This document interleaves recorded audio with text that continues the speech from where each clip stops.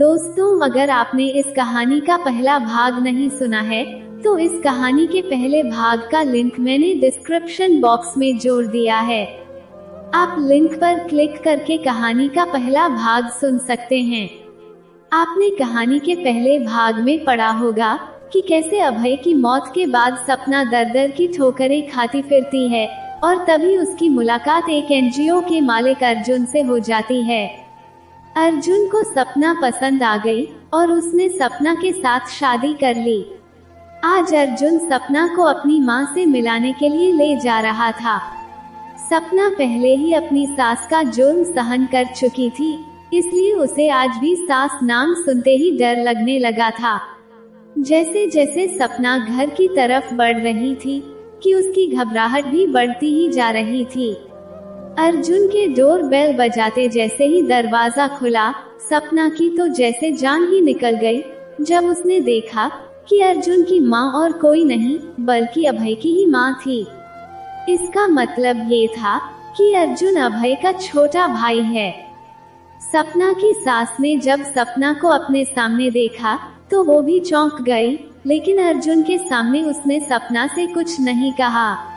लेकिन अपनी सास को देखते ही सपना का अतीत उसकी आंखों के सामने घूमने लगा और वो बेहोश होकर वहीं गिर पड़ी। अर्जुन ने सपना को अपनी बाहों में उठाया और घर के अंदर ले गया। अर्जुन की मां अर्जुन से एक अरसे के बाद मिल रही थी, इसलिए उसने फिलहाल अर्जुन से कोई सवाल नहीं किया। अर्जुन ने सपना को अपने कमरे में लिटाया और उस पर पानी छिड़ककर उसे होश में लाने की कोशिश करने लगा। सपना को होश आते ही अर्जुन ने उसे आराम करने को कहा और खुद डॉक्टर से सपना के बारे में फोन पर बात करने लगा। जैसे ही अर्जुन कमरे से बाहर निकला, सपना की सास कमरे में आई और फिर से सपना पर जहर उगलने लगी। सपना की सास ने सपना के हाथ को जोर से दबाया और कहा, डायन, तू क्यों फिर से मेरा घर निगलने आ गई? मेरे एक बेटे को मारकर तेरा जी नहीं भरा जो तू मेरे दूसरे बेटे को भी निगल जाना चाहती है। तेरी हिम्मत कैसे हुई फिर से इस घर में कदम रखने की? निकल जा मेरी दूसरे बेटे की जिंदगी से और अब चली जा यहाँ से। सपना ने अपनी सास से कहा, लेकिन मेरी बात तो सुनिए माँ जी, मैं तो जानती भी नहीं थी कि अर्जुन अभय का छोटा भाई है। तब सपना की सास ने कहा, करम जली, किसी और का पाप पेट में लेकर मेरे बेटे से शादी करते हुए तुझे शर्म नहीं आई क्या? सपना ने कहा, माँ जी, जिसे आप पाप कह रही हैं वो आपके ही बड़े बेटे अभय का अंश है। सपना की सास कहने लगी, बेशरम, बेहया, तेरी हिम्मत कैसे हुई इस पाप को मेरे बेटे का अंश कहने की? पता नहीं किसके साथ मुंह काला किया होगा और अब मेरे बेटे से इस पाप का नाम जोड़ रही है।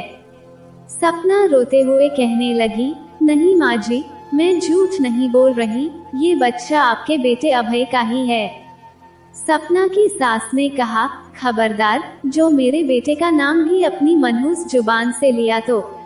और अब ये तेरा सिंदूर और तेरा मंगलसूत्र मेरे छोटे बेटे को भी निगल जाएगा, उतार इसे अभी और इसी वक्त। और फिर जैसे ही सपना की सास सपना का सिंदूर मिटाने के लिए आगे बढ़ी, सपना ने अपनी सास को पीछे धकेल दिया। सपना के धकेलने पर सपना की सास आग बबूला हो गई और सपना का हाथ पकड़कर उसे घर से बाहर निकालने लगी, जिस वजह से सपना गिरने ही वाली थी। अर्जुन, जो सपना के लिए डॉक्टर की बताई हुई दवाइयां लेने बाहर गया था, वो उसी वक्त वहां आ पहुंचा और उसने सपना को गिरने से बचा लिया। अपनी मां के ऐसे व्यवहार पर अर्जुन अपनी मां पर चिल्लाने लगा कि तभी अभय के कमरे का दरवाजा खुला और अंदर से एक औरत बाहर आकर दरवाजे पर खड़ी हो गई। और फिर कमरे के अंदर से किसी आदमी के चिल्लाने की आवाज आई, क्या हुआ माँ, बाहर इतना शोर क्यों हो रहा है?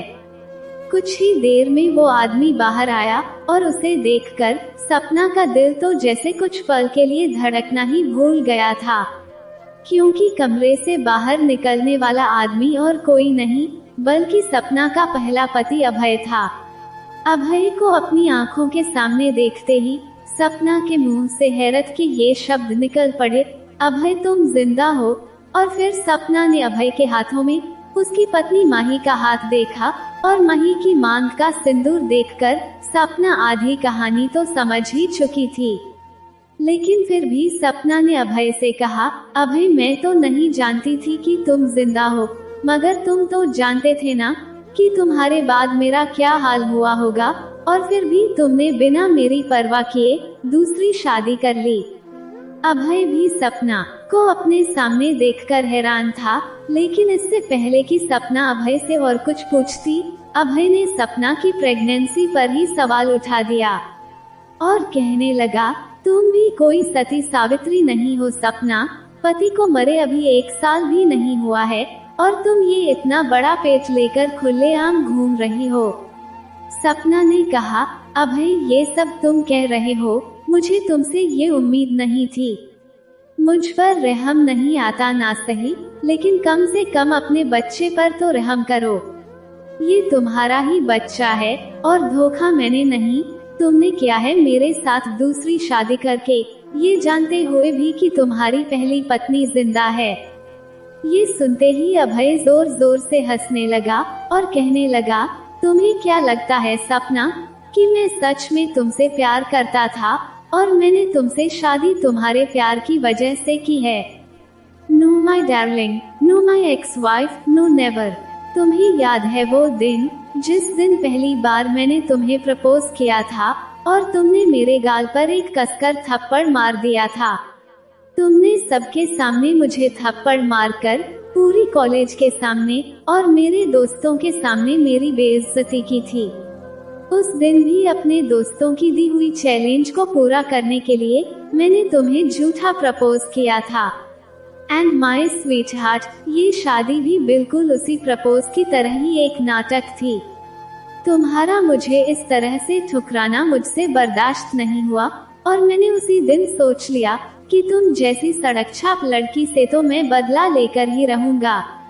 और फिर मैंने फैसला कर लिया कि अब मैं तुम्हें गर्लफ्रेंड नहीं बल्कि अपनी बीवी बनाऊंगा, वो भी ऐसी कि तुम जिंदगी भर याद रखोगी। उसके बाद मैंने तुमसे प्यार का नाटक करके झूठी शादी कर ली, लेकिन सच्चा प्यार तो मैं माही से ही करता था। लेकिन फिर मेरे इस नाटक से मुझे खुद को ही निकलना नहीं आया, इसलिए मैंने एक और नाटक कर लिया। मैंने खुद के ही नकली एक्सीडेंट की झूठी खबरें फैलाई और फिर माही से शादी कर ली। अभय की बातें सुनकर सपना को जैसे एक सदमा सा लग गया और उसके कदम लड़खड़ाने लगे थे, इसलिए वो पास में रखे एक सोफे पर बैठ गई। अगले ही पल जब अभय की नजर अर्जुन पर पड़ी तो वो अर्जुन को पूछने लगा, लेकिन छोटे तू यहाँ कैसे? तब सपना की सास ने कहा, अभय बेटा, अर्जुन ने सपना से शादी कर ली है। ये सुनकर अभय की तो आंखें ही बाहर आ गई थी और उसने अर्जुन से कहा, छोटे, तुझे पूरी दुनिया में शादी करने के लिए सिर्फ मेरी विधवा ही मिली थी क्या? तब अर्जुन भी जोर जोर से हंसने लगा और कहने लगा, आपको क्या लगता है भाई, इस पूरी दुनिया में खेल खेलना सिर्फ आपको ही आता है क्या? एक खेल आपने सपना के साथ खेला तो एक खेल मैंने आपके साथ खेल लिया। अर्जुन की ऐसी बातें सुनकर अभय हैरत में पड़ गया और कहने लगा, तू कहना क्या चाहता है छोटे? तब अर्जुन ने कहा, आपको क्या लगता है भाई कि मेरी और सपना की शादी क्या कोई इत्तेफाक थी? नहीं भाई नहीं, ये शादी कोई इत्तेफाक नहीं है भाई। जिस दिन आपने अपने दोस्तों से शर्त लगाई थी ना, उस दिन मैं भी वहीं पर था। उस दिन मैंने आपकी और आपके दोस्तों की सारी बातें सुन ली थी। मैंने कई बार सपना को सच्चाई बतानी चाहिए, लेकिन आपने कभी भी सपना को अकेला ही नहीं छोड़ा और मुझे एक भी ऐसा मौका नहीं मिला कि मैं आपकी सच्चाई सपना को बता पाता। और फिर मैं विदेश पढ़ने चला गया और जब लौटा तो बहुत देर हो चुकी थी। घर आने पर आपकी और सपना की शादी के साथ साथ मुझे आपके मौत की खबर भी मिली। मैं जब घर लौटा तब भी मेरी नजरें सपना को ही ढूंढ रही थी, लेकिन जब सपना घर में कहीं नहीं दिखी तो मैंने माँ से पूछा, माँ भाभी कहाँ हैं?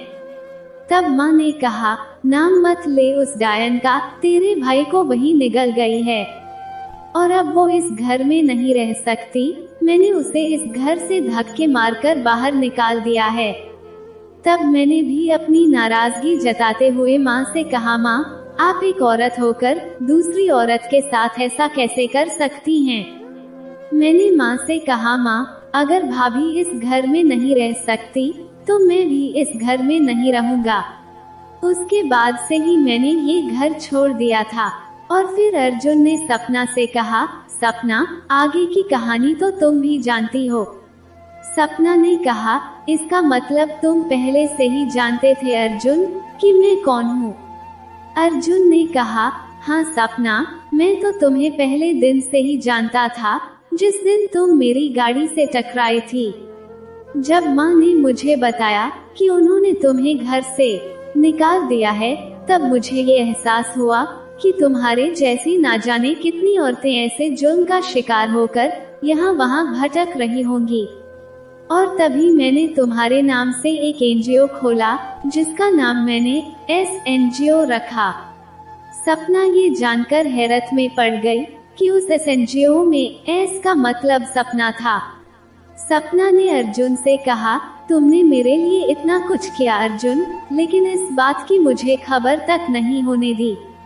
अर्जुन ने कहा, हाँ सपना, वो सब कुछ मैंने ही किया था, लेकिन तुम्हारे लिए नहीं, अपने लिए। क्योंकि मुझे खुद को भी ये पता नहीं चला कि कब मुझे तुमसे प्यार हो गया और फिर मैं तुम्हारे प्यार में ये सब करता चला गया। आगे अर्जुन ने अभय से कहा, और हाँ भाई, सपना को नहीं पता था, लेकिन मुझे बहुत पहले ही ये पता चल गया था कि आपका एक्सीडेंट कोई हादसा नहीं, बल्कि एक सोचा समझा प्लान था। पहले तो मैंने भी आपके एक्सीडेंट को सच ही मान लिया था, लेकिन फिर एक दिन जब मैं माँ से मिलने घर आया था, तब मैंने आपको माँ के साथ देख लिया था और आपकी बातें भी सुन ली थी। आपको जिंदा देखकर मुझे अपनी आंखों पर विश्वास ही नहीं हो रहा था, लेकिन फिर जब मैंने आप दोनों की बातें सुनी, तब मुझे सब समझ आ गया। क्योंकि उस दिन आप माँ से कह रहे थे, माँ मैंने ये शादी सपना से सिर्फ उस थप्पड़ का बदला लेने के लिए ही की थी। मुझे ठुकराकर उस सपना ने बहुत बड़ी गलती कर दी है, अब जिएगी पूरी जिंदगी मेरे नाम की विधवा की साड़ी पहनकर। और फिर माँ ने आपसे पूछा था कि आप वापस घर कब आएंगे, तब आपने कहा था, माँ मैं अगले महीने आपकी बहू माही को साथ लेकर ही आऊँगा। तब मुझे पता चला कि सपना की जिंदगी बर्बाद करने के बाद आपने दूसरी शादी भी कर ली है। उस दिन मुझे पता चल गया कि बदले की आग में मेरा भाई किस हद तक नीचे गिर सकता है। और हाँ माँ, आपने भी सपना पर जुर्म ढाने में कोई कसर बाकी नहीं छोड़ी। खैर जो भी हो, लेकिन भाई मैं आपका शुक्रगुजार हूँ, क्योंकि आपकी इन हरकतों की वजह से ही आज मुझे सपना जैसी खूबसूरत और समझदार जीवन संगिनी मिल गई है। इतना कहकर अर्जुन ने सपना से कहा, बस सपना, मिल लिया ना मेरे परिवार से, अब तो तुम्हें पता चल गया होगा कि मैं क्यों तुम्हें अपनी माँ से नहीं मिलवाना चाहता था। सपना, अब चलो यहाँ से। लेकिन सपना जैसे ही अर्जुन के साथ जाने के लिए उठी, तो अचानक ही उसके पेट में जोर से दर्द होने लगा। अर्जुन सपना को लेकर अस्पताल पहुंचा, तब पीछे पीछे अभय, माही और सपना की सास भी अस्पताल आ पहुंचे। ज्यादा तनाव लेने की वजह से सपना की प्री मैच्योर डिलीवरी हो गई और सपना ने एक चांद से बेटे को जन्म दिया। लेकिन भगवान का शुक्र था कि माँ और बच्चा दोनों ही सही सलामत थे। बच्चे की रोने की आवाज सुनकर अभय के दिल में पिता के जज्बात उमड़ने लगे और वो अपने बेटे को देखने के लिए कमरे की तरफ आगे बढ़ने लगा। लेकिन डॉक्टर ने अभय को ये कहकर रोक दिया कि बच्चे को देखने सिर्फ उसके पापा ही जा सकते हैं, क्योंकि अभी भी सपना और बच्चा बहुत ही कमजोर है, इसलिए ज्यादा लोग अंदर नहीं जा सकते हैं। और फिर डॉक्टर ने कहा, यहाँ अर्जुन कौन है? सपना सिर्फ अर्जुन से ही मिलना चाहती है। अर्जुन सपना से मिलने अंदर चला गया और अभय अपना सिर झुकाकर वहीं रुक गया। अभय के दिल में अपने बच्चे के लिए तड़प देखकर अभय की दूसरी पत्नी माही उस पर भड़क गई और कहने लगी, अभय तुमने सिर्फ सपना को ही नहीं बल्कि मुझे भी धोखे में रखा है।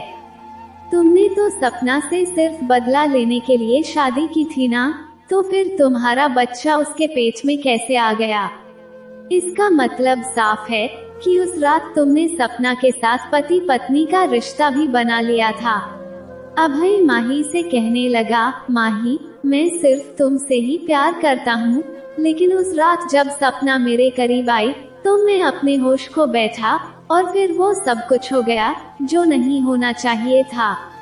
ये सुनकर माही ने अभय के मुंह पर एक जोरदार चाटा लगाया और उसे हमेशा के लिए छोड़कर चली गई। अभय अपने ही बुने जाल में फंस गया और अब ना तो उसके पास सपना का प्यार था और न ही माही का साथ था। चांद सा बेटा देने की खुशी में अर्जुन ने सपना का माथा चूम लिया कि तभी अभय और उसकी माँ कमरे के अंदर आ गए। अपने बेटे को देखते ही अभय ने अर्जुन के हाथों से अपना बेटा छीन लिया और कहने लगा, ये मेरा बेटा है अर्जुन, मेरे बेटे से दूर ही रहना।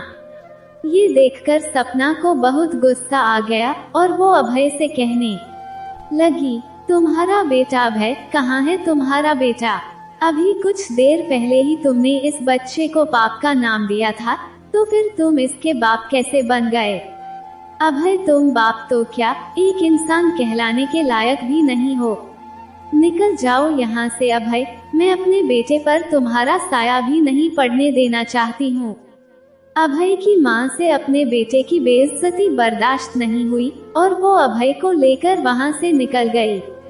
अभय और अपनी माँ के जाने के बाद अर्जुन सपना से कहने लगा, सपना अब तो हमारा बेटा भी इस दुनिया में आ चुका है, तो क्या अब तुम मुझसे पूरे रीति रिवाज के साथ शादी करोगी? तब सपना ने कहा, हाँ अर्जुन, अब मैं तुमसे बिना किसी झिझक के शादी कर सकती हूँ, क्योंकि अब मेरा मांगलिक दोष तुम्हारी जिंदगी पर कोई खतरा पैदा नहीं कर सकता है। तब अर्जुन ने कहा, लेकिन सपना, एक सच तो मैंने भी तुमसे छुपाया है। सपना ने कहा, कौन सा सच? जल्दी बताओ अर्जुन, मेरा दिल बैठा जा रहा है। तब अर्जुन ने कहा, एक्चुअली मैं मांगलिक नहीं हूँ सपना, वो तो उस दिन मैंने तुम्हें उन औरतों के तानों से बचाने के लिए एक छोटा सा झूठ बोल दिया था, लेकिन अब जब हम दोनों शादी जैसे पवित्र बंधन में बंधने जा रहे हैं, तो मैं हमारे रिश्ते की शुरुआत किसी झूठ से या धोखे से नहीं करना चाहता हूँ। सपना अपने मांगलिक दोष को लेकर फिर से डर गई और उसने अर्जुन को शादी से इनकार कर दिया। तब अर्जुन ने सपना से कहा, सपना, ये कुंडली, ये दोष, ये सब कुछ भी नहीं होता, ये सिर्फ कहने की बातें हैं। अगर ये सच होता तो अभय भैया आज जिंदा नहीं होते। जिंदगी देने वाले ऊपर बैठे भगवान हैं, तो उस जिंदगी की रक्षा भी खुद भगवान ही करेंगे। तुम फिक्र मत करो सपना, जब तक तुम मेरे साथ हो मुझे कुछ भी नहीं होगा। सपना ने कहा, आई लव यू अर्जुन, मैं तुम्हारे बगैर एक पल भी नहीं रह सकती। तब अर्जुन ने कहा, आई लव यू टू मेरी जान, मैं भी तुमसे बहुत प्यार करता हूँ। अभय से धोखा मिलने के बाद सपना की जिंदगी आसान नहीं थी, लेकिन जब किसी की किस्मत में अगर अर्जुन जैसा प्यार करने वाला इंसान हो, तो किसी भी लड़की की जिंदगी कभी नर्क बन सकती है क्या? जहां अर्जुन ने अपनी अच्छाइयों से सपना के दिल को जीत लिया था, तो वहीं अभय ने अपनी बुराइयों से सपना और माही दोनों को खो दिया था। सपना अपने बेटे को देखकर और अर्जुन का प्यार पाकर खुशी के आंसू रोने लगी। तब अर्जुन ने कहा, अरे अरे, अब फिर से तुम्हें क्या हो गया? तुम अचानक क्यों रोने क्यों लगी? तब सपना ने कहा, कुछ नहीं अर्जुन, ये तो खुशी के आंसू हैं। बिना मांगे जब भगवान किसी को इतना कुछ दे देते हैं, तब उस भगवान का शुक्रिया करने के लिए ऐसे खुशी के आंसू अपने आप ही छलक पड़ते हैं। कुछ दिन बाद जब सपना और बच्चा पूरी तरह से ठीक हो गए, तब एक नर्स ने आकर अर्जुन से कहा, सर, अब आप अपनी पत्नी को घर ले जा सकते हैं। आप रिसेप्शन काउंटर पर जाकर मैडम के डिस्चार्ज की फॉर्मेलिटी पूरी कर दीजिए। तब अर्जुन ने सपना से कहा, सपना मैं डिस्चार्ज की फॉर्मेलिटी पूरी करके आता हूँ, तब तक तुम बच्चे को लेकर बाहर आ जाओ। जैसे ही सपना अपने बेटे को लेकर बाहर आई, तो उसने अपने सामने अपनी सहेली संध्या को देखा, जो अपने पति के साथ चेकअप के लिए आई थी। बातों बातों में सपना को ये पता चला कि संध्या को एक ऐसी बीमारी है जिस वजह से उसकी जिंदगी अब ज्यादा नहीं बची थी। लेकिन फिर भी संध्या के चेहरे पर अपनी मौत का जरा सा भी डर नहीं था। और जब सपना ने उसकी वजह पूछी, तो संध्या ने सपना को अपनी सौतन से मिलवाते हुए कहा, इससे मिलो सपना, ये श्वेता है। और जब से श्वेता मेरी और मेरे पति की जिंदगी में आई है, मुझे ऐसा लगता है कि मेरे पास जितने भी दिन बचे हैं वो 100 साल से भी ज्यादा है। और फिर संध्या ने सपना से अभय के बारे में पूछा। तभी पीछे से अर्जुन आ गया, तो सपना ने संध्या को अर्जुन से मिलवाया और ये भी बताया कि अब वो अभय के साथ नहीं, बल्कि अपने पति अर्जुन के साथ रहती है। बातें करते करते सपना और संध्या आगे निकल गए। तब संध्या की सौतन श्वेता ने अर्जुन की तारीफ करते हुए कहा, अर्जुन जी, आपने सपना का हाथ थामकर दुनिया का सबसे बड़ा पुण्य का काम किया है। तब श्वेता और संध्या दोनों के पति अमित ने कहा, सच में यार, ये तूने बहुत ही अच्छा काम किया है। आखिर सपना को भी अपनी जिंदगी में खुश रहने का हक है। और फिर सपना के बेटे को अपनाकर तूने उसे अपना नाम दिया है। आजकल ऐसे लोग कहाँ देखने को मिलते हैं। और फिर जब सब लोग अपने अपने घर की तरफ निकलने लगे, तब अर्जुन ने सबको अपने बेटे के नामकरण संस्कार में आने के लिए कहा और सपना को लेकर घर आ गया। घर पहुंचते ही सपना ने देखा कि जिस सास ने उसका गृह प्रवेश भी नहीं करवाया था, आज वही सास हाथों में थाल लिए उसकी और उसके बेटे की आरती उतार रही थी। सच कहा है किसी ने कि इंसान को मूल से ज्यादा ब्याज प्यारा होता है। सपना अच्छी तरह से जानती थी कि आज उसकी इतनी खातिरदारी बस इसलिए हो रही थी क्योंकि आज उसके हाथों में अभय का अंश था। सपना की सास ने बहुत ही अच्छे से सपना का स्वागत किया और कहने लगी, ला बहू, मुन्ना मुझे दे दे, तुझे इस वक्त आराम की जरूरत है। अपने पोते को हाथ में लेते ही सपना की सास कहने लगी, अरे बहू, मुन्ना तो बिल्कुल अभय की तरह ही दिख रहा है, नाक आंख सब अभय के जैसे ही हैं। देखो सपना बेटा, आज इतने सालों बाद हमारे घर में खुशियाँ आई हैं। अब मैं तुम लोगों को कभी भी अपने से दूर नहीं जाने दूंगी और अब मैंने तेरी सारी गलतियाँ माफ कर दी हैं। तब अर्जुन ने अपनी माँ से कहा, माँ, गलतियाँ सपना ने नहीं बल्कि आपने और अभय भैया ने की हैं। आपको तो उल्टा सपना से माफी मांगनी चाहिए। तब सपना ने अर्जुन से कहा, नहीं अर्जुन, बड़ों के हाथ माफी के लिए नहीं बल्कि आशीर्वाद देने के लिए उठे, यही सही होता है। और वैसे भी ये वक्त इन सब बातों का नहीं है, ये वक्त तो मुन्ने के नामकरण की तैयारी करने का है। तब अर्जुन ने कहा, हाँ सपना, वो सब कुछ मैं देख लूंगा, फिलहाल तुम आराम करो। तब सपना ने कहा, ठीक है अर्जुन, लेकिन संध्या और उसके परिवार को इनवाइट करना मत भूलना। और फिर कुछ दिन बाद सपना के बेटे के नामकरण का समारोह था, जहां बहुत सारे मेहमानों में संध्या, श्वेता और उनका पति अमित भी आया था। सपना और अर्जुन अपने बेटे के नामकरण की पूजा में साथ बैठ गए और फिर पंडित जी ने पूजा आरंभ कर दी। सबसे पहले पंडित जी ने बच्चे की मां का नाम पूछा।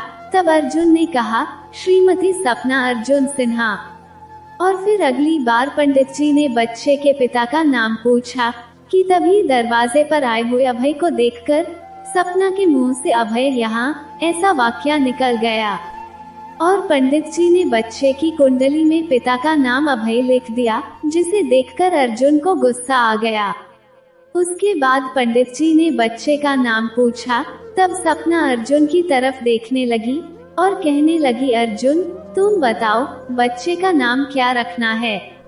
अर्जुन ने कहा, सपना तुम बच्चे का नाम बच्चे के बाप से ही पूछ लो। इतना कहकर अर्जुन गुस्से से उठकर वहां से चला गया। तब सपना ने गौर किया कि गलतफहमी की वजह से पंडित जी ने बच्चे की कुंडली में उसके पिता का नाम अभय लिख दिया था। अभी तो अर्जुन दरवाजे तक ही पहुंचा था कि उसे पेपर के फटने की आवाज सुनाई दी। अर्जुन ने पीछे मुड़कर देखा तो सपना ने अपने बच्चे की कुंडली को फाड़ दिया था और वो पंडित जी से कह रही थी, पंडित जी, मेरे बच्चे के पिता का नाम अभय नहीं अर्जुन है, और मेरे बच्चे का नाम भी वही होगा जो उसके पिता अर्जुन को पसंद होगा। ये सब देखकर अर्जुन को समझ आ गया कि बच्चे के बाप का नाम गलतफहमी की वजह से अभय लिख दिया था। और फिर अर्जुन दरवाजे से ही लौट आया और उसने सपना से कहा, सपना, हम अपने बेटे का नाम नयन रखेंगे। नयन मतलब हम दोनों की आंखों का तारा। सपना ने अर्जुन से नाराज होते हुए कहा, अर्जुन, तुमने अभय को इस पूजा में क्यों बुलाया?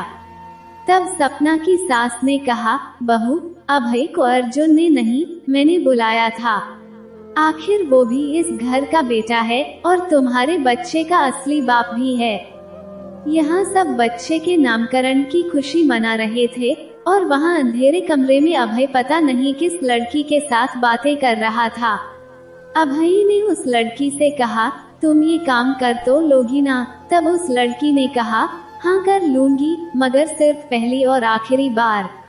अभय ने उस लड़की से कहा, हाँ, सिर्फ एक बार ही करना है, मैं घर के बाहर तुम्हारा इंतजार करूंगा।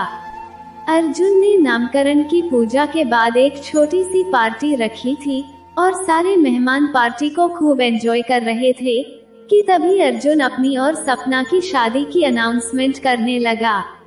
लेकिन फिर अर्जुन ने एक ऐसी बात कही जिसे सुनकर वहां मौजूद सब लोगों को अर्जुन पर गर्व महसूस होने लगा था। अर्जुन ने कहा, ब्यूटीफुल लेडीज एंड जेंटलमैन, आज की यह पार्टी खास अनाउंसमेंट के लिए रखी गई है। मैं पूरे समाज के सामने और पूरे रीति रिवाज से सपना से शादी करने वाला हूँ, लेकिन बोलते बोलते इस तरह एकदम से रुक जाने पर सपना बहुत ज्यादा डर गई। लेकिन फिर भी उसने मजाक करते हुए अर्जुन से कहा, लेकिन क्या अर्जुन, क्या अब मैं तुम्हें मोटी लग रही हूँ जो तुम मेरे फिर से पतले होने का इंतजार करोगे? तब अर्जुन ने कहा, अरे नहीं सपना, मैं तो चाहता हूँ कि हमारा नयन इस दुनिया का ऐसा पहला खुशकिस्मत बच्चा हो जो अपने मम्मी पापा की शादी एंजॉय करे और उन्हें फिर से एक होता देखे। सपना और अर्जुन को एक साथ खुश देखकर अर्जुन की माँ बलाएं लेने लगी और कहने लगी, नजर ना लगे मेरे बच्चों को। कुछ देर बाद श्वेता सपना के पास आई और नयन को गोद में उठाकर उसके साथ खेलने लगी। सपना भी सबके साथ बातें करते हुए पार्टी एंजॉय करने लगी थी कि तभी श्वेता नयन को गोद में लेकर चुपचाप घर से बाहर निकल गई और उसने नयन को घर के बाहर खड़े अभय की गोद में दे दिया। इसका मतलब ये था कि श्वेता ही वो लड़की थी जिससे अभय अंधेरे कमरे में बातें कर रहा था। अभय ने श्वेता से कहा, थैंक यू श्वेता, तुमने मेरा काम कर दिया।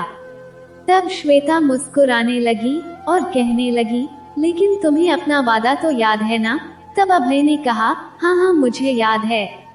उसी वक्त अंदर पार्टी में सपना ने देखा कि नयन किसी के पास भी नहीं है और पार्टी में नयन के गायब होने का कोहराम मच गया। तभी संध्या और अमित ने गौर किया कि श्वेता भी पार्टी से गायब है, तो संध्या और अमित नयन के साथ साथ श्वेता को भी ढूंढने लगे। वहां बाहर अभय नयन को लेकर जाने लगा तो श्वेता ने उसे रोक लिया और पूछने लगी, कहाँ जा रहे हो तुम?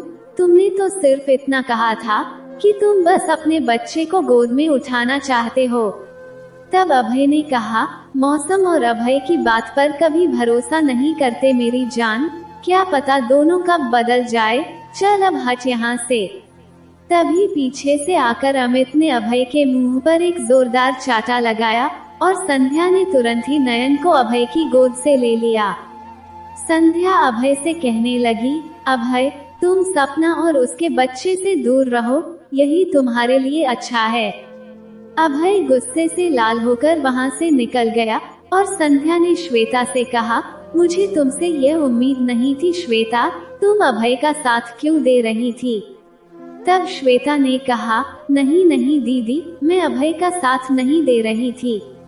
वो तो अभय ने कहा था कि वो आपके लिए एक बड़े डॉक्टर का पता बताएगा, लेकिन बदले में मुझे कुछ वक्त के लिए उसके बेटे को उसके हाथ में देना होगा। अभय ने कहा कि वो अपने बच्चे से बहुत प्यार करता है, लेकिन सपना कभी भी उसे अपने बच्चे को गोद में लेने नहीं देगी। श्वेता अपनी गलती पर शर्मिंदा हो गई और कहने लगी, मुझे माफ कर दो दीदी, ये सब मैंने आपको ठीक करने के लिए किया था। तब संध्या ने कहा, श्वेता तू भी किस धोखेबाज की बातों में आ गई, और पागल तू इतना प्यार क्यों करती है मुझसे? ये कहकर संध्या ने श्वेता को गले लगाया और कहा, चल अब अंदर चल। अंदर सपना नयन के लिए परेशान हो रही है। अंदर जाकर देखा तो सपना नयन के लिए परेशान होकर रो रही थी। संध्या ने जाकर नयन को सपना के हाथों में सौंप दिया। तब सपना ने अपने बेटे का माथा चूम लिया और पूछने लगी, कहाँ था मेरा बच्चा? तब संध्या ने कहा, अरे सपना, नयन पार्टी के शोर से सो नहीं पा रहा था और रोने लगा था, इसलिए श्वेता ने उसे गार्डन में ले जाकर अपनी गोद में सुला दिया था। नयन के मिल जाते ही सपना और अर्जुन के चेहरे की खुशी लौट आई और फिर पार्टी खत्म होते ही सब अपने अपने घर वापस चले गए। अब अर्जुन के साथ सपना की जिंदगी किसी सपने की तरह बीत रही थी और नयन भी अब बड़ा हो गया था। एक दिन सपना ने अर्जुन से कहा, अर्जुन, हमारा नयन अब बड़ा हो गया है, तो कुछ याद आ रहा है तुम्हें? तब अर्जुन ने कहा, नहीं तो, मुझे तो कुछ भी याद नहीं आ रहा, तुम ही बता दो। सपना ने कहा, तुमने कहा था ना अर्जुन कि हमारा बेटा जब बड़ा हो जाएगा तब तुम मुझसे पूरी दुनिया के सामने सारे रस्मों रिवाज के साथ शादी करोगे। तब अर्जुन ने कहा, सब्र करो सपना, हमारी शादी होगी और जरूर होगी। और ऐसे ही करते हुए एक और साल बीत गया और फिर एक दिन जब अर्जुन अपनी ऑफिस में काम कर रहा था कि तभी उसे सपना का कॉल आया। सपना बहुत घबराई सी आवाज में बोल रही थी, अर्जुन, हमारे नयन को कुछ लोगों ने किडनैप कर लिया है और मैं भी उनका पीछा करते हुए वहीं आ गई हूँ। अर्जुन, प्लीज हमारे बच्चे को बचा लो। तब अर्जुन ने कहा, जो नयन का असली बाप है वही जाकर उसे बचाए, मुझे क्यों फोन कर रही हो? इतना कहकर अर्जुन ने फोन काट दिया और वहाँ सपना प्लीज अर्जुन कहते हुए रोती रह गई। सपना की बसी बसाई दुनिया फिर से उजड़ रही थी और अब फिर से सब कुछ खत्म होने की कगार पर था। जी हाँ, आपने अभी अभी जो कुछ भी सुना वो बिल्कुल सच था। अब आप लोग सोच रहे होंगे कि भगवान के घर से बनकर आई इतनी सुंदर जोड़ी सपना और अर्जुन के बीच सब कुछ अचानक कैसे बदल गया होगा। तो अब आपको आगे पता चलेगा इस कहानी के पीछे का छिपा हुआ पूरा सच।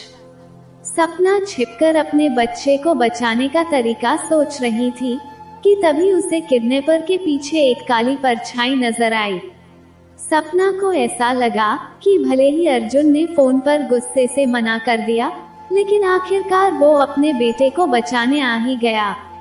और फिर जब अंधेरे में से जो चेहरा निकलकर बाहर आया, उसे देखकर सपना बिल्कुल हैरान रह गई थी, क्योंकि वो चेहरा अर्जुन का नहीं बल्कि अभय का था।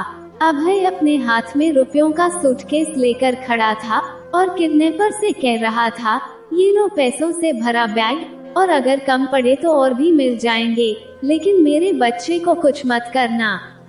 तब उस किडनैपर ने कहा, हमें इस बच्चे को मारने के लिए इससे भी ज्यादा पैसे मिले हैं, तो तू अपने पैसे अपने पास रख। इतना कहकर जैसे ही वो किडनैपर नयन पर वार करने गया, अभय ने उस पर हमला कर दिया और नयन को छुड़ाकर सपना के हाथों में दे दिया। और फिर अभय ने सपना और नयन को अपनी गाड़ी में बिठाकर उन्हें सही सलामत घर पहुंचा दिया। घर आते ही सपना ने देखा कि अर्जुन सोफे पर बैठकर मजे से टीवी देख रहा था। सपना को आते देखकर अर्जुन उठकर अपने कमरे में जाने लगा। तब मासूम नयन ने अर्जुन से सवाल कर दिया, पापा आप मुझे बचाने के लिए उन गुंडों से फाइट करने क्यों नहीं आए? तब नयन के सवालों का बिना कोई जवाब दिए ही अर्जुन अपने कमरे में चला गया। सपना भी नयन को लेकर अपने कमरे में आ गई और रोने लगी। मासूम नयन ने अपनी मां को चुप कराने के लिए उसकी गोद में अपना टेडी बियर रख दिया। तब सपना को वो सारे किस्से याद आने लगे जिस वजह से आज अर्जुन उससे इतना दूर हो गया था।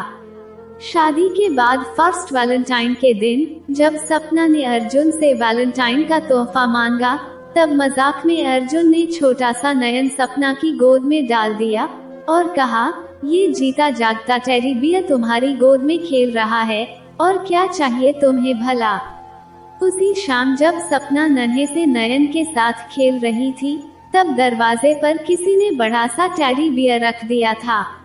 उस टेडी बियर को देखकर सपना को ऐसा लगा कि वो टेडी बियर अर्जुन ने उसे गिफ्ट किया है। इसलिए सपना ने उस टेडी बियर को लेकर घर के हॉल में रख दिया और फिर टेडी बियर की रिटर्न गिफ्ट में सपना अर्जुन की सारी फेवरेट डिश बनाने किचन में चली गई कि तभी अर्जुन भी घर आ गया था। अर्जुन भी हॉल में रखे हुए इतने बड़े टेडी बियर को देखकर खुश हो गया, लेकिन जैसे ही उसकी नजर टेडी बियर पर लगे कार्ड पर पड़ी, तब अर्जुन बिना कुछ बोले ही चुपचाप से उठकर अपने कमरे में चला गया। अर्जुन को इस तरह चुपचाप जाते हुए देखकर सपना भी जाकर उस टेडी बियर को गौर से देखने लगी। तब उसे पता चला कि ये टेडी बियर अर्जुन ने नहीं बल्कि अभय ने भेजा है। सपना उस टेडी बियर को उठाकर जब घर से बाहर फेंकने गई, तब सामने अभय सॉरी बोलते हुए अपने कान पकड़े खड़ा था। सपना ने गुस्से से दरवाजा बंद कर दिया और सोचने लगी, जरूर अर्जुन को कुछ गलतफहमी हो गई है, मुझे किसी भी हाल में सब कुछ ठीक करना होगा। अब उस अभय की वजह से मैं अपनी जिंदगी फिर से नर्क नहीं बनने दूंगी। और फिर अर्जुन को मनाने के लिए सपना ने रेस्टोरेंट में एक प्राइवेट टेबल बुक किया जहां सपना और अर्जुन के अलावा और कोई ना हो। और फिर शाम होते ही सपना एक खूबसूरत सी ब्लैक साड़ी पहनकर तैयार हो गई।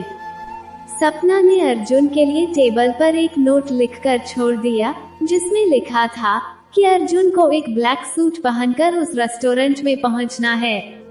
नोट पढ़कर अर्जुन भी अपना गुस्सा भूल गया और ब्लैक सूट पहनकर रेस्टोरेंट जाने के लिए तैयार हो गया।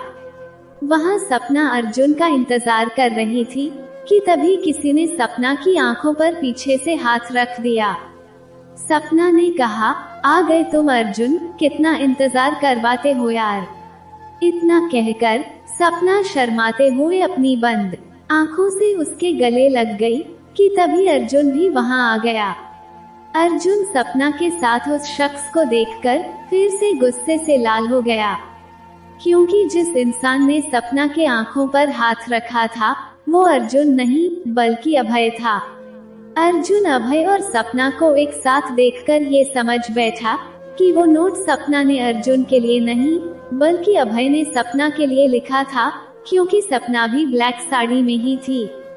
अर्जुन बिना कुछ बोले ही वहां से चला गया कि तभी सपना ने अपनी आंखें खोली तो अपने पास अभय को खड़ा देखकर हैरान हो गई। सपना ने अभय के मुंह पर एक जोरदार थप्पड़ लगाया और कहा, बेशरम इंसान, तुम मेरा पीछा छोड़ क्यों नहीं देते? क्यों मेरी जिंदगी बर्बाद करने पर तुले हुए हो? अभय सपना से अपने किए की माफी मांगने लगा और कहने लगा, मुझे माफ कर दो सपना और मेरे पास वापस आ जाओ, मैं तुम्हें अब बहुत ज्यादा खुश रखूंगा। लेकिन सपना ने अभय की एक भी बात नहीं सुनी और घर वापस आ गई। उस रात अर्जुन घर वापस नहीं आया और पहली बार वो अपने दोस्तों के साथ बैठकर शराब पीने लगा। शराब के नशे में उसके दोस्त उसे कहने लगे, अर्जुन गलती तेरी भी है यार, सपना तेरी भाभी थी और तूने उसी से शादी कर ली। अर्जुन तू कितना भी प्यार कर ले अपने भाई के बेटे से, लेकिन वो है तो तेरे भाई का बेटा ही। उसकी रगों में तेरे भाई का खून दौड़ रहा है, तेरा नहीं। और फिर उस दिन से अर्जुन सपना के साथ नहीं, बल्कि अलग से दूसरे कमरे में सोने लगा था। जैसे जैसे दिन बीतते गए, अर्जुन सपना और उसके बेटे नयन से दूर होता जा रहा था। ऐसे में सपना की सास अभय को भी उसी घर में ले आई। तब सपना अर्जुन से कहने लगी, अर्जुन, अगर अभय इस घर में रहेगा तो मैं और नयन यहाँ नहीं रहेंगे। तब अर्जुन ने कहा, हम सब एक ही परिवार है सपना, इसलिए हम सब एक साथ ही रहेंगे, तुम और नयन भी, और अभय भैया भी। अब सपना को अर्जुन की बेरुखी चुभने लगी थी, और अब अर्जुन ज्यादातर समय घर से बाहर ही होता था। और जब कभी सपना को अर्जुन की जरूरत होती थी, तब अर्जुन कभी सपना के पास नहीं होता था। मगर अब अभय हर वक्त सपना का हमदर्द बनकर उसके साथ खड़ा होता था। बीते दिनों में जो कुछ भी गुजरा था, वो सोचते हुए सपना की आंखों से आंसू बह रहे थे। तभी नयन आकर सपना के आंसू पोंछकर उसे पूछने लगा, क्या हुआ मम्मा, आप रो क्यों रहे हैं?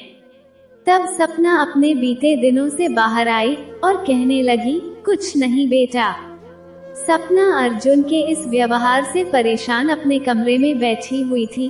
तभी अर्जुन कमरे में आया और उसने सपना के सामने शादी का कार्ड रख दिया, जिसमें सपना का नाम लिखा हुआ था। शादी का कार्ड देखकर सपना बहुत खुश हो गई और खुश होकर अर्जुन के सीने से लग गई। और फिर जो भी गलत फहमियां पैदा हुई थी, उसके लिए माफी मांगने लगी और कहने लगी, अर्जुन, जो कुछ भी हुआ उसे भूलकर जिंदगी की नए तरीके से शुरुआत करते हैं, बिल्कुल वैसे ही जैसे तुम चाहते थे। मैं, तुम और हमारा बेटा नयन, जो खुद हमारी शादी में नाचेगा। अर्जुन ने नम आंखों से सपना के माथे को चूम लिया और कहा, हाँ सपना, नयन अपने मम्मी पापा की शादी में जरूर नाचेगा। और फिर वो दिन भी आ गया जिस दिन सपना का पुनः विवाह होने वाला था। सपना दुल्हन के लाल जोड़े में तैयार होकर मंडप में बैठी हुई थी, लेकिन जब उसकी नजर सेहरे के पीछे छुपे चेहरे पर पड़ी, तो वो बीच शादी में उठकर खड़ी हो गई। सपना जोर जोर से चिल्लाने लगी, ये सब क्या हो रहा है यहाँ पर? मैं तुमसे शादी नहीं कर सकती, मैं सिर्फ और सिर्फ अर्जुन से प्यार करती हूँ। क्योंकि सेहरे के पीछे अर्जुन नहीं, बल्कि अभय था। सपना की आवाज सुनकर अर्जुन भी शादी के हॉल में आ गया और कहने लगा, सपना, तुम पर सिर्फ अभय भैया का ही हक है। सपना ने कहा, ये तुम क्या कह रहे हो अर्जुन, लेकिन प्यार तो मैं तुमसे करती हूँ। तब अर्जुन कहने लगा, लेकिन मैं तुमसे प्यार नहीं करता सपना, इसलिए आज ये शादी मेरी और तुम्हारी नहीं, बल्कि तुम्हारी और अभय भैया की होगी। सपना की आंखों के सामने अब वो सारे पल घूमने लगे जब अर्जुन उससे बेरुखी से पेश आता था। अब सपना समझ चुकी थी कि अर्जुन के दिल में अब उसके लिए कोई जगह नहीं रही। सपना ने कहा, ठीक है अर्जुन, तुमने ना सही, लेकिन मैंने तुमसे सच्चा प्यार किया था और आज मैं तुम्हारे कहने पर अभय से शादी जरूर करूंगी, लेकिन मेरे लिए नहीं, सिर्फ अपने बेटे के लिए, जिसे एक पिता के प्यार की जरूरत है, जो अब तुम उसे देना ही नहीं चाहते, क्योंकि तुमने उसे अपना बेटा माना ही नहीं था। सपना की बातें सुनकर अर्जुन की आंखों में पानी भर आया और वो नम आंखों से वहां से जाने लगा। अभी तो अर्जुन दरवाजे तक ही पहुंचा था कि अभय ने अपना सेहरा हटाया और जोर जोर से हंसने लगा। और फिर अभय ने अर्जुन को आवाज लगाते हुए कहा, रुक जा छोटे, तुम सबने अपने दिल की बात बोल दी, लेकिन मुझे भी कुछ कहना है। अभय ने अपना सेहरा अर्जुन के सर पर पहनाया और सपना का हाथ अर्जुन के हाथों में देते हुए कहा, छोटे, सपना सिर्फ तुम्हारी है। और हाँ सपना, अर्जुन ने कभी तुम्हें प्यार करना छोड़ा ही नहीं था। उसने आज तक जो कुछ भी किया सिर्फ मेरे लिए किया था। एक दिन मैं अर्जुन की ऑफिस गया था और मैंने उससे अपने किए गुनाहों की माफी मांगते हुए कहा कि मैं अपनी भूल को सुधारना चाहता हूँ और अपने बच्चे को अपना नाम देना चाहता हूँ। मेरी आंखों में पछतावे के आंसू देखकर अर्जुन का दिल पिघल गया और उसने मेरे लिए ही वो सब कुछ किया था। अर्जुन ने ही नयन को किडनैप करवाया था और फिर मुझे पैसे देकर नयन को बचाने भेजा था, ताकि मैं तुम्हारी नजर में हीरो साबित हो सकूं। मुझे हीरो बनाते बनाते वो खुद तुम्हारी नजर में जीरो बनता चला गया, लेकिन उसे एक शब्द भी तुम्हारे खिलाफ सुनना पसंद नहीं था। छोटे मेरे भाई, आज पहली बार तेरे इस भाई की अच्छाई उसके शैतानी दिमाग पर हावी हुई है। अब देर मत कर यार, पहना दे सपना को सबके सामने मंगलसूत्र और भर दे इसकी मांग अपने प्यार के रंगों से। इस तरह अभय ने खुद ही अपने हाथों से सपना और अर्जुन की शादी करवा दी और वहां से हमेशा के लिए चला गया। लेकिन जब अभय रास्ते से गुजर रहा था, तब एक छोटा सा बच्चा रोते हुए उसके पास आया और उसे कहने लगा, अंकल अंकल, मेरी मम्मी वहाँ बेहोश पड़ी है, मेरी मम्मी को बचा लो प्लीज। अभय के अंदर का शैतान मर चुका था और अब वो भी एक अच्छा इंसान बन गया था। अभय जल्दी से उस बच्चे के साथ उस जगह पहुंच गया और वहां जाकर देखा तो उस बच्चे की माँ और कोई नहीं बल्कि उसकी दूसरी पत्नी माही थी। इसका मतलब ये था कि यह बच्चा अभय का ही था। अभय ने माही को अपनी बाहों में उठाया और अपने साथ अपने घर ले गया। कुछ देर में ही माही को होश आ गया और उसने अभय को बताया कि उस दिन जब माही अस्पताल में अभय को छोड़कर चली गई थी, उसके कुछ दिनों बाद उसे पता चला कि वो अभय के बच्चे की मां बनने वाली है। माही ने कहा, मैं तो उस दिन गुस्से में तुम्हें छोड़कर चली आई थी, लेकिन मुझे यकीन था तुम मुझे मनाने जरूर आओगे। और फिर वक्त बीतता गया, लेकिन तुम नहीं आए, मगर तुम्हारे प्यार की निशानी हमारा बेटा मेरी जिंदगी में आ गया। ये सुनकर अभय को बहुत ही अफसोस हुआ कि वो कितना बदकिस्मत है जिसने अपने दोनों बच्चों का बचपन खो दिया था। अभय ने माही से माफी मांगी और कहा, माही, क्या हम फिर से अपने नए जीवन की शुरुआत कर सकते हैं? ये सुनकर माही की आंखों में आंसू आ गए और वो उठकर अभय के सीने से लग गई। अभय ने भी माही और अपने बेटे को अपनी बाहों में भर लिया और अपने बेटे के माथे को चूमकर उसे ढेर सारा प्यार करने लगा। इस तरह जब तक अभय अपने पैसे के घमंड और अपनी बुराइयों से सब कुछ पाने की कोशिश करता रहा, भगवान ने उसका सब कुछ उससे छीन लिया, सपना भी और माही भी। लेकिन जैसे ही अभय ने अच्छाई के रास्ते पर चलना शुरू किया, भगवान ने उसकी सारी गलतियों को माफ करके उसे उसके बिछड़े परिवार से मिला दिया। इस तरह अब सपना अपने बेटे और अपने पति अर्जुन के साथ और अभय अपनी पत्नी माही और अपने बच्चे के साथ खुशहाल जीवन बिता रहे हैं। जय श्री राम। दोस्तों, उम्मीद करती हूँ कि आपको हमारी कहानी पसंद आई होगी। अगर कहानी अच्छी लगी हो तो वीडियो को एक लाइक करके कमेंट में जय श्री राम या राधे राधे जरूर लिखें। और अगर आप चैनल पर नए हैं और अभी तक आपने चैनल को सब्सक्राइब नहीं किया है, तो जल्दी से चैनल को सब्सक्राइब कर लीजिए और बेल नोटिफिकेशन को ऑन कर लें, ताकि आपको हमारी कहानी का अपडेट सबसे पहले मिलता रहे। कहानी को अंत तक पढ़ने के लिए आपका बहुत बहुत धन्यवाद। राधे राधे।